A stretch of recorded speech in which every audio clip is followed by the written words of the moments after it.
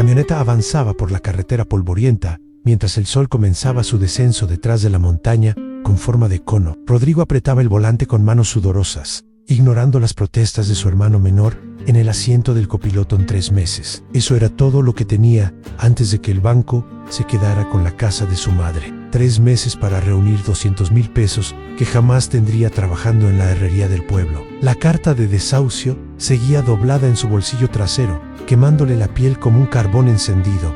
Gerardo no dejaba de hablar, nunca lo hacía. A sus 23 años, 5 menos que Rodrigo, todavía creía que el mundo respondía a la lógica, que las cosas malas solo les pasaban a quienes las merecían. La noticia de que podrían perder la casa donde crecieron lo había golpeado como un puñetazo en el estómago, pero aún no comprendía la desesperación que carcomía a Rodrigo desde adentro. Por eso habían venido a Tierra Colorada, por eso estaban ahí, frente a la antigua terminal de Flecha Roja, contemplando esa mole oscura que se elevaba contra el cielo anaranjado del atardecer. Don Evaristo les había contado la historia 3 noches atrás, en el velorio de su esposa. El anciano de 94 años había bebido más mezcal del que su cuerpo podía procesar, y sus palabras salían entrecortadas, mezcladas con sollozos. Hablaba de su juventud, de cuando intentó subir la montaña junto a otros 4 hombres en busca del tesoro. Solo él y otro compañero regresaron. Los demás se quedaron allá arriba, aseguraba,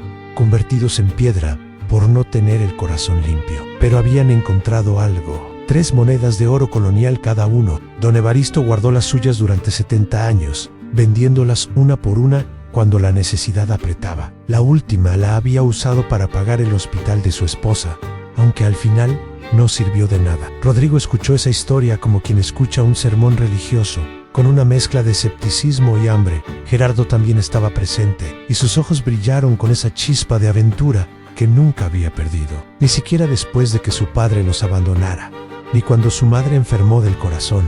No fue difícil convencerlo de acompañarlo. Gerardo siempre había sido así, impulsivo, confiado, incapaz de ver el peligro hasta que lo tenía encima. Rodrigo sabía que debía protegerlo, que era su responsabilidad como hermano mayor, pero la desesperación tiene una forma particular de nublar el juicio. Ahora estaban aquí, con mochilas llenas de provisiones, linternas, cuerdas y una pala plegable. El plan era simple en subir la montaña esa noche, buscar durante el día siguiente y regresar antes del anochecer. Luna negra antal, como indicaba la leyenda. El pueblo de Tierra Colorada dormitaba bajo el calor vespertino. Pocas personas caminaban por las calles, y las que lo hacían arrastraban los pies con esa lentitud característica de quienes han aprendido a no gastar energía innecesariamente. La antigua terminal de la Flecha Roja se alzaba como un esqueleto de concreto, con sus ventanas rotas, mirando hacia la montaña como cuencas vacías. Rodrigo estacionó la camioneta detrás del edificio, donde nadie pudiera verla desde la carretera. No quería llamar la atención, no quería que nadie supiera lo que estaban a punto de hacer. Mientras descargaban las mochilas, un niño apareció de la nada. No tendría más de 10 años, con la piel tostada por el sol y los pies descalzos. Se quedó mirándolos con esos ojos oscuros que parecían demasiado grandes para su cara. «No van a encontrar nada», dijo el niño con una voz extrañamente madura. Gerardo rió nerviosamente. «¿Por qué dices eso, chamaco?» «Porque nunca regresan. Los que suben buscando oro se quedan allá arriba. Mi abuela dice que la montaña tiene hambre». Rodrigo sintió un escalofrío recorrerle la espalda. «Pero lo ignoro. Las supersticiones eran para gente sin opciones, y él ya no tenía ninguna». Le dio al niño un billete de 20 pesos. «Gracias por el consejo. Ahora vete a casa». El niño tomó el billete, pero no se movió. Sus ojos se desplazaron de Rodrigo a Gerardo, como evaluándolos, pesándolos en alguna balanza invisible. «Uno de ustedes va a regresar», dijo finalmente. «Solo uno, Ané, así es siempre». Luego se dio la vuelta y desapareció entre las ruinas de la terminal con una velocidad que parecía imposible para sus piernas cortas. Gerardo intentó reír de nuevo, pero el sonido salió estrangulado. «Pinche escuincol raro. ¿Estás seguro de esto, hermano?» Rodrigo ya estaba caminando hacia la montaña. La luz del día se desvanecía rápidamente, y necesitaban encontrar un lugar donde acampar antes de que la oscuridad fuera total. No respondió la pregunta de Gerardo porque no estaba seguro de nada, excepto de que no podía permitir que su madre perdiera su casa. Eso era lo único cierto en su mundo tambaleante. La base de la montaña estaba cubierta de vegetación espesa, árboles retorcidos que parecían crecer en direcciones imposibles, como si estuvieran tratando de alejarse de algo. El camino que don Evaristo había mencionado era apenas visible, una cicatriz pálida entre la maleza que serpenteaba hacia arriba. Comenzaron a subir mientras las últimas franjas de luz anaranjada desaparecían del cielo. El silencio era absoluto, ni pájaros, ni insectos, ni el susurro del viento entre las hojas, solo sus pisadas sobre la tierra, suelta, y la respiración cada vez más agitada de Gerardo. Después de una hora de ascenso, encontraron una pequeña explanada donde podían montar la tienda. Rodrigo instaló el campamento mientras Gerardo preparaba comida enlatada en el pequeño hornillo. Ninguno habló mucho. El silencio de la montaña se había filtrado en ellos, pesado como una manta húmeda. Cuando terminaron de comer, Gerardo intentó encender una fogata, pero Rodrigo lo detuvo. No quiero que nadie sepa que estamos aquí. ¿Quién va a vernos? No hay nadie en kilómetros al exacto. No hay nadie, y quiero que siga siendo así. Rodrigo no pudo dormir. Yacía en el saco de dormir con los ojos abiertos, escuchando la respiración profunda de Gerardo a su lado. La oscuridad dentro de la tienda era absoluta, tan densa que parecía tener peso. Varias veces extendió la mano frente a su cara, sin poder distinguir ni siquiera el contorno de sus dedos. Fue entonces cuando escuchó las voces. Al principio pensó que era su imaginación, un truco que le jugaba a su cerebro privado de sueño, pero no, ahí estaban. Murmullos distantes que parecían provenir de más arriba en la montaña. Voces masculinas, conversando en un tono demasiado bajo para distinguir las palabras, pero lo suficientemente claro para saber que eran reales. Rodrigo se incorporó lentamente, conteniendo la respiración. Otros buscadores de tesoros, narcotraficantes usando la montaña como escondite. Su mano buscó a tientas el machete que había traído, sus dedos cerrándose alrededor del mango con fuerza. Las voces continuaron durante lo que pareció una eternidad, siempre a la misma distancia, nunca acercándose ni alejándose, y luego, tan abruptamente como comenzaron, cesaron. El silencio regresó, pero ahora tenía una cualidad diferente, expectante, como si la montaña misma estuviera conteniendo el aliento. Rodrigo no volvió a dormirse esa noche. Cuando la primera luz del amanecer comenzó a filtrarse a través de la tela de la tienda, encontró a Gerardo ya despierto, sentado con las rodillas contra el pecho y mirando la entrada cerrada. ¿Las escuchaste?, preguntó Gerardo sin apartar la vista de la cremallera de la tienda. Sí. ¿Qué crees que era? Rodrigo no respondió. No tenía una respuesta que quisiera decir en voz alta. En cambio, abrió la tienda y salió al aire frío de la mañana. Lo que vio lo dejó paralizado. Alrededor de su campamento, dispuestas en un círculo perfecto, había piedras. No piedras ordinarias de la montaña, sino formaciones verticales, cada una de aproximadamente 1,5 metros de altura. No habían estado ahí la noche anterior. Rodrigo estaba seguro. Había examinado el área cuidadosamente antes de instalar la tienda. Gerardo salió detrás de él y ahogó una exclamación. ¡Qué chingados! Rodrigo se acercó a la piedra más cercana. Su superficie era extrañamente lisa, pulida por algo que no era el viento ni la lluvia. Y había algo más. Algo que hizo que el desayuno amenazara con regresar por su garganta. La piedra tenía forma vagamente humana, no claramente, no de una manera que pudiera señalar y decir sin duda, esto era una persona. Pero había una sugerencia en sus curvas, en la forma en que se estrechaba en ciertos puntos, en las protuberancias que podrían haber sido hombros, un torso, piernas fusionadas. Revisó todas las piedras del círculo, todas con esa misma cualidad perturbadora, ese eco de humanidad atrapada en roca. El niño tenía razón, murmuró Gerardo detrás de él en la montaña. Tiene hambre, cállate, son solo piedras. Formaciones naturales. Formaciones naturales que aparecen en círculos perfectos durante la noche. Rodrigo no tenía respuesta para eso. En su lugar, comenzó a empacar su mochila con movimientos bruscos. Necesitamos movernos. Mientras más tiempo pasemos aquí, menos probabilidades tenemos de encontrar algo. ¿Todavía quieres seguir? Después de esto, ¿todavía quieres subir? Rodrigo se volvió hacia su hermano con una ferocidad que lo sorprendió incluso a él mismo. No vine hasta aquí para regresar con las manos vacías. Mamá pierde la casa en 3 meses. Gerardo en 3 meses. ¿Entiendes lo que eso significa? ¿Tienes idea de dónde va a dormir cuando el banco la eche a la calle? Gerardo retrocedió ante la intensidad en la voz de su hermano. Está bien en solo.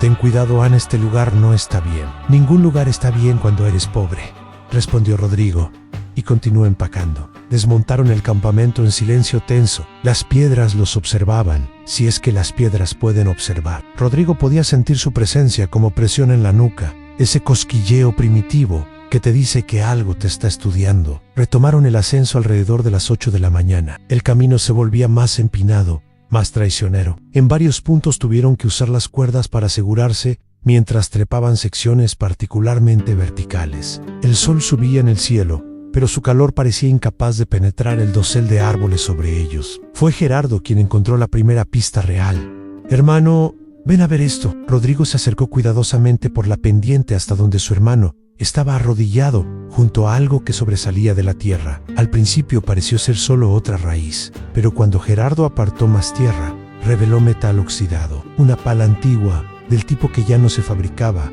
El mango de madera se había podrido hace mucho tiempo, pero la hoja de metal permanecía, corroída pero reconocible. «Alguien estuvo aquí», dijo Gerardo innecesariamente. Rodrigo inspeccionó el área con nueva intensidad. Si había una pala, significaba que alguien había estado cavando. Y si habían estado cavando, quizás encontraron algo, ¿no? Quizás vio la mochila a unos metros de distancia, medio enterrada bajo años de hojas caídas y tierra. Era de lona, del tipo militar, tan vieja que el material se desmoronaba al tocarlo. Dentro encontraron una cantimplora oxidada, los restos de lo que podrían haber sido provisiones convertidas en polvo, y un diario. El diario estaba envuelto en hule, lo que lo había protegido parcialmente de los elementos. Las páginas estaban manchadas, y algunas eran ilegibles, pero suficiente texto permanecía para contar una historia. El diario pertenecía a un hombre llamado Salvador Mendoza. La fecha de la primera entrada era de marzo de 1973, más de 50 años atrás. Salvador había subido la montaña con 2 amigos, buscando el tesoro del que hablaban los ancianos. Las primeras entradas eran optimistas, llenas de entusiasmo juvenil. Describían el ascenso, los lugares donde acamparon, pequeños hallazgos que los animaban a seguir. Pero el tono cambiaba dramáticamente a medida que avanzaban las páginas. «La montaña nos vigila», había escrito Salvador con letra cada vez más descuidada. «Siento sus ojos en nosotros todo el tiempo. Miguel dice que estoy loco, pero yo sé que es real. Las piedras se mueven cuando no miramos. Juro que se mueven en varias páginas». Después don Roberto desapareció anoche, salió a orinar y nunca regresó. Lo buscamos toda la mañana, pero no hay rastro de él. Sus cosas siguen aquí, su mochila, su saco de dormir, todo, como si se hubiera evaporado. Miguel quiere bajar, pero yo encontré algo ayer, algo brillante entre las rocas. Sé que estamos cerca. La última entrada legible estaba fechada 5 días después de la primera. A Miguel se convirtió en piedra. Sé que suena demente, pero lo vi. Estaba parado en el borde del acantilado y simplemente se detuvo. Se quedó completamente inmóvil y cuando lo toqué, su piel estaba fría y dura. En el transcurso de 1 hora, se volvió gris. En 2 horas ya no podía distinguirlo de las rocas alrededor. Encontré el oro, 3 monedas pequeñas en una grieta, junto al arroyo. Voy a bajar ahora. Voy a bajar antes de que sea demasiado tarde para mí también. Si alguien lee esto, no suban la montaña. No importa lo que les prometa. No vale la pena. Algunos tesoros están malditos, y este es uno de ellos. Ahí terminaba el diario. No había más entradas. Rodrigo cerró el cuaderno lentamente, sus manos temblando ligeramente. Gerardo estaba pálido. «Salvador Mendoza», murmuró Gerardo. «Don Evaristo mencionó ese nombre. Dijo que fue uno de los que subió con el Ampero. Don Evaristo dijo que 2 personas regresaron. Tal vez mintió, o tal vez Salvador no logró bajar». Rodrigo miró alrededor del área con ojos nuevos. ¿Dónde estaba el cuerpo de Salvador? ¿Dónde estaban los restos de Miguel y Roberto? La vegetación era espesa, pero no tanto como para ocultar 3 esqueletos durante 50 años. A menos que ya no fueran esqueletos, a menos que fueran parte de ese círculo de piedras alrededor de su campamento. «Deberíamos regresar», dijo Gerardo ahora mismo. «Esto no está bien, hermano, nada de esto está bien». Rodrigo guardó el diario en su mochila y se puso de pie. «Estamos cerca». Salvador lo dijo en su última entrada. Encontró las monedas junto a un arroyo. Tiene que estar más arriba. ¿Escuchaste lo que escribió? Su amigo se convirtió en piedra. Frente a sus ojos. Era 1973. Probablemente estaba deshidratado, delirando. El cerebro te hace ver cosas cuando estás bajo estrés extremo. ¿Y las piedras alrededor de nuestro campamento? ¿Eso también fue deshidratación? Rodrigo comenzó a caminar cuesta arriba, terminando la conversación con su movimiento. Gerardo lo siguió después de un momento de vacilación, maldiciendo en voz baja. El terreno se volvía más hostil a cada paso. Las rocas estaban sueltas y traicioneras, enviando pequeñas avalanchas con cada pisada. Los árboles habían dado paso a arbustos bajos y retorcidos, que se aferraban a las grietas en la piedra con una tenacidad desesperada. Fue alrededor del mediodía cuando escucharon el agua. El sonido era incongruente en ese paisaje seco, un murmullo líquido que parecía provenir de más adelante y a la izquierda. Rodrigo sintió una oleada de emoción tan intensa que casi fue dolorosa. Un arroyo exactamente como describía Salvador. Encontraron el agua 15 minutos después, un pequeño manantial que brotaba de una grieta en la roca y formaba un arroyo que descendía por la ladera de la montaña. El agua era increíblemente clara, tan transparente que el lecho de piedra debajo era visible en perfecto detalle, y allí, brillando en el lecho del arroyo, había algo dorado. Rodrigo se lanzó hacia adelante, cayendo de rodillas junto al agua. Sus manos se sumergieron y emergieron sosteniendo una moneda. Era antigua, con el escudo español grabado en un lado y una fecha parcialmente borrada en el otro. 1742. Era real. El tesoro era real. Gerardo estaba junto a él ahora, sus manos también en el agua, buscando frenéticamente. Encontró otra moneda, luego otra. En cuestión de minutos habían recuperado 7 monedas en total, cada una del tamaño aproximado de una moneda de 20 pesos moderna. Pero pesando mucho más. ¿Lo logramos?, jadeó Gerardo, con los ojos brillantes. ¡Hermano!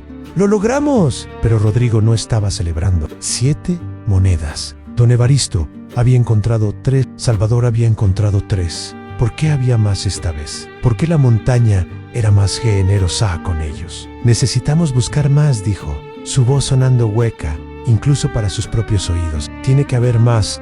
Esto no es suficiente. Gerardo dejó de sonreír. ¿Qué estás diciendo? Estas monedas valen una fortuna. Con 7 podemos pagar la deuda y aún sobrar. Rodrigo no lo estaba escuchando. Estaba examinando las rocas alrededor del arroyo, buscando grietas, lugares donde podrían esconderse más monedas. La codicia que había estado dormida en su pecho se había despertado y aullaba con una voz que ahogaba todo lo demás. Comenzó a cavar en el lecho del arroyo con las manos, lanzando piedras a los lados, enturbiando el agua cristalina. Gerardo lo observaba con creciente alarma. «Hermano, para. Ya tenemos suficiente. Necesitamos bajar antes de que oscurezca». No es suficiente. Nunca es suficiente. ¿De qué estás hablando?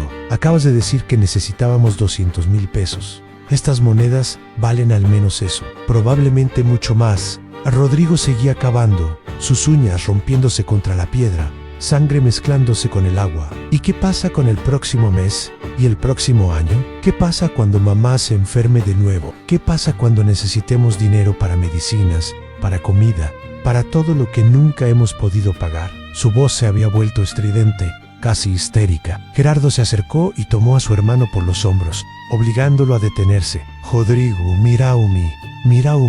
Rodrigo levantó la vista. Por primera vez en días, realmente vio a su hermano. Vio el miedo en sus ojos, pero también algo más profundo, un amor en preocupación.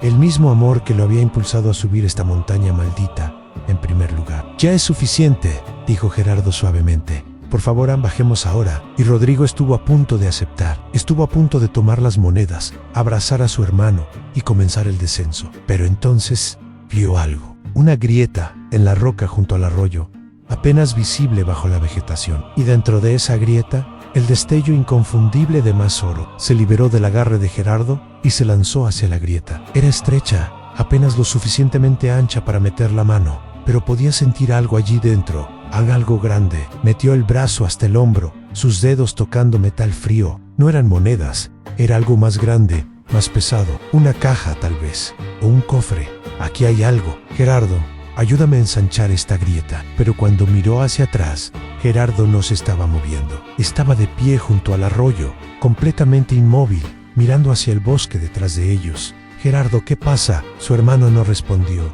no parpadeó, no respiraba. Rodrigo sintió que la sangre se congelaba en sus venas. Se levantó lentamente, acercándose a su hermano con pasos cautelosos. No puede estar pasando a Gerardo. Él le extendió la mano y tocó el brazo de su hermano. La piel estaba fría, no fría como cuando tienes frío, sino fría como la piedra bajo el sol de invierno. «Gerardo, por favor, no me hagas esto. Por favor». Pero incluso mientras hablaba, podía ver los cambios comenzando. El color drenándose de la piel de Gerardo, siendo reemplazado por un tono grisáceo. La textura cambiando, volviéndose áspera, granular. Rodrigo agarró a su hermano por los hombros, sacudiéndolo, gritando su nombre una y otra vez. Pero Gerardo no respondía ya. No era Gerardo. Era una estatua asombrosamente realista de su hermano, capturada en el momento exacto antes de la transformación. No pasó una hora como había escrito Salvador. Pasó en minutos. Rodrigo observó impotente mientras su hermano menor, el niño que había criado después de que su padre se fuera a él, joven que confiaba en él más que en nadie en el mundo, se convertía en piedra frente a sus ojos. Cuando terminó, cuando la última pulgada de piel humana había sido reemplazada por roca, Rodrigo cayó de rodillas y aulló. No fue un grito de palabras, sino de puro dolor animal, el sonido de algo rompiéndose en su interior que nunca podría ser reparado. La montaña absorbió su grito y lo devolvió como eco, multiplicado, distorsionado, y en ese eco, Rodrigo podría haber jurado que escuchó risas. No supo cuánto tiempo se quedó arrodillado junto a la estatua que había sido su hermano. El sol se movió a través del cielo, las sombras se alargaron y Rodrigo permaneció inmóvil, atrapado en su propio tipo de petrificación. Fue el frío lo que finalmente lo sacó de su estupor. La temperatura bajaba rápidamente a medida que se acercaba el anochecer y su cuerpo comenzó a temblar violentamente. Se puso de pie con movimientos torpes, como un anciano con artritis severa. Gerardo seguía ahí, por supuesto. Ya no era su hermano, sino una piedra con su forma. Sus ojos abiertos y sin vida mirando hacia el bosque, hacia algo que Rodrigo no podía ver, tenía que bajar. Eso era lo único claro en su mente destrozada. Tenía que salir de esta montaña antes de que corriera la misma suerte que Gerardo. Pero cuando intentó dar un paso hacia el camino de descenso, su cuerpo no respondió. En cambio, se encontró moviéndose hacia la grieta, hacia el oro que había sentido allí dentro. No, se dijo a sí mismo, no puedes. Gerardo murió por esto. No puedes continuar. Pero sus manos ya estaban en la roca, sus dedos buscando compra ensonchando la grieta. Era como si otra persona controlara su cuerpo, alguien más fuerte que su voluntad, más antiguo que su conciencia. La grieta cedió bajo sus esfuerzos y se ensanchó lo suficiente para meter ambos brazos. Lo que sacó le robó el aliento. Era una estatuilla tallada en oro macizo. Representaba una figura humana, pero con proporciones extrañas, miembros demasiado largos, una cabeza demasiado grande. Los ojos eran gemas rojas que parecían brillar con luz propia en la penumbra creciente. Era hermosa, era horrible y valía una fortuna. Rodrigo la sostuvo con manos temblorosas, incapaz de apartar la vista. Podía pagar la casa de su madre, podía pagar 100 casas, podía vivir el resto de su vida sin preocupaciones financieras. Todo lo que le costó fue a su hermano. El pensamiento atravesó la niebla de codicia como un cuchillo y Rodrigo dejó caer la estatuilla. Esta golpeó una roca con un sonido metálico que reverberó de manera antinatural en el aire quieto. ¿Qué estaba haciendo? ¿En qué se había convertido? Gerardo estaba muerto y él estaba aquí sosteniendo la cosa por la que había muerto, calculando su valor, planeando cómo gastarla. Eres un monstruo, le dijo a sí mismo en voz alta. Su voz sonaba extraña en el silencio. Eres peor que un monstruo, porque Gerardo confió en ti y lo trajiste aquí para morir. Recogió las monedas que habían encontrado antes y las arrojó al bosque, una por una, viendo cómo desaparecían entre los arbustos. La estatuilla fue la última en irse, lanzada con toda la fuerza que pudo reunir hacia la oscuridad que se tragaba rápidamente el paisaje. Luego, se volvió hacia la estatua de Gerardo. No podía dejarlo aquí. No importaba que ya no fuera realmente su hermano, que solo fuera piedra con su forma. No podía abandonarlo en esta montaña maldita. Pero cuando intentó mover la estatua, no se movió. Estaba fusionada con la roca debajo, parte de la montaña misma. Podía haber estado allí durante 1000 años o 5 minutos. El efecto era el mismo. Gerardo era ahora y para siempre parte de este lugar. Lo siento, susurró Rodrigo, tocando la mejilla fría de piedra de su hermano. Lo siento mucho. Debí protegerte. Debí escucharte cuando querías bajar. Debí ser mejor hermano. No hubo respuesta, por supuesto. Las piedras no hablan. Las piedras no perdonan. Rodrigo se obligó a alejarse. Cada paso era una agonía, no física sino emocional, como si estuviera arrancando pedazos de sí mismo y dejándolos atrás. Pero siguió caminando, hacia el camino, hacia abajo, hacia la salvación, si es que tal cosa existía todavía para alguien como él. La bajada en la oscuridad fue una pesadilla. Tropezó y cayó docenas de veces, raspando sus manos y rodillas hasta el hueso. La linterna que traía había quedado en el campamento que habían abandonado esa mañana, así que navegaba por pura memoria, y la tenue luz de las estrellas. En algún momento durante la noche, pasó junto a su tienda. Las piedras que los habían rodeado seguían allí, pero ahora había una más alta que las demás, con una forma que le era dolorosamente familiar. Rodrigo apartó la mirada y siguió descendiendo. Las voces comenzaron alrededor de la medianoche. No eran como las de la noche anterior, distantes y murmurantes. Estas eran claras, cercanas, y hablaban con voces que conocía. Rodrigo, decía su padre, el hombre que los había abandonado cuando Gerardo tenía 5 años.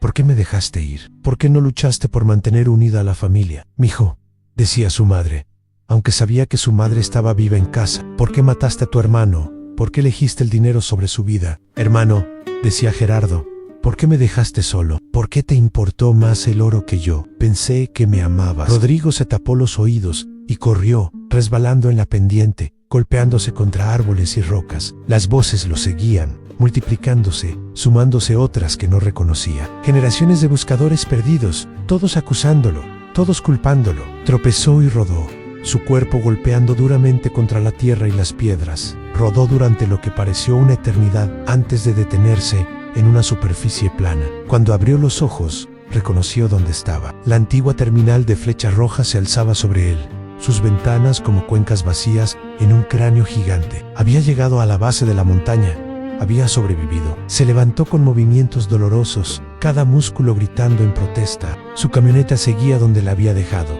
cubierta de rocío matutino. El amanecer pintaba el cielo de rosa y naranja.